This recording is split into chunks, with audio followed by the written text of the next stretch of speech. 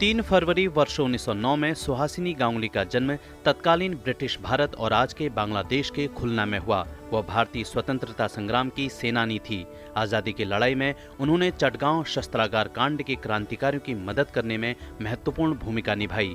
स्वतंत्रता संग्राम की लड़ाई में उन्हें 8 साल के लिए हिजली के जेल में बंदी बनाया गया। वर्ष 1942 के आंदोलन में उन्होंने फिर से स्वतंत्रता संग्राम में भाग लिया और फिर से जेल गईं।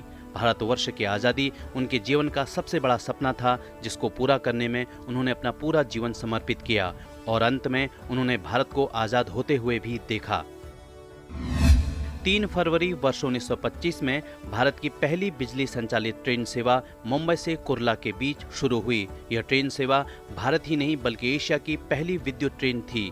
तत्कालीन गवर्नर लेडी विल्सन ने हरी झंडी दिखाकर कुर्ला के लिए पहली विद्युत ट्रेन को रवाना किया। इस ट्रेन को प्लेटफॉर्म नंबर 2 से रवाना किया गया।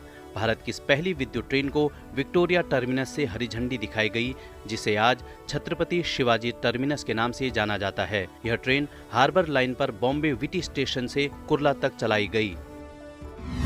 3 फरवरी वर्ष 1966 में सोवियत संघ द्वारा लूना 9 को सफलतापूर्वक चांद पर उतारा गया। इस अंतरिक्ष यान को मोलेनिया एम रॉकेट द्वारा लॉन्च किया गया। इसका प्राथमिक लक्ष्य चंद्रमा पर सॉफ्ट लैंडिंग की तकनीक को प्रदर्शित करना था। यह पहली बार था जब रूस ने चांद पर एक अंतरिक्ष यान को नियंत्रित ढंग से उतारा।